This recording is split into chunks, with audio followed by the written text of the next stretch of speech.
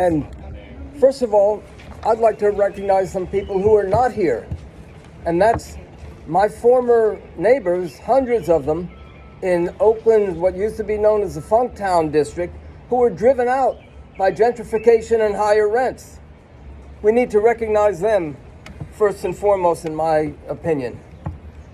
Now, we know that the building trades unions support this project.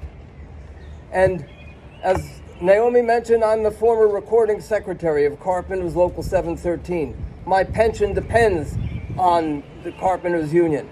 But you know, years ago, I had a conversation with one of my business agents in which I told him, you know, if they were going to build a prison to put all union members in, you guys would support it as long as it was built union.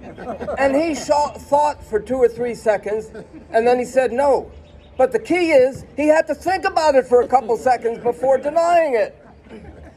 This support from the building trades for this real estate scam, that's what it is. It's got nothing to do with the A's. This support is extremely short-sighted and selfish. It will drive up the rents.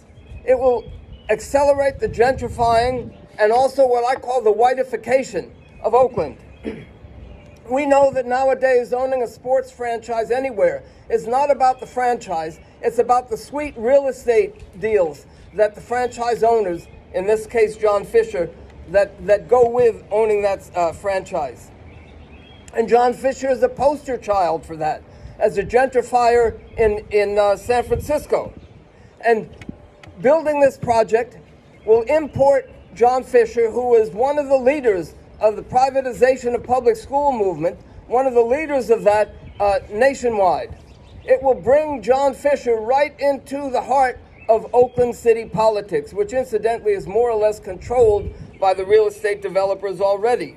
It will by increasing the gentrification in Oakland, it will vastly decrease the political might that the unions have here in Oakland, as well as the power that working class people, first and foremost people of color, have here in Oakland. It will accelerate the drive for privatization of both public land and public school here in Oakland.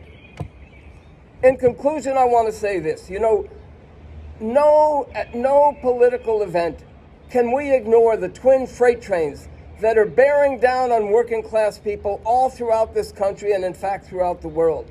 The first of those freight trains is the rise to power of the radical, bigoted, racist far right through the Republican Party. The second, which Fisher in some ways represents, the second is the coming enormous disaster of global climate change.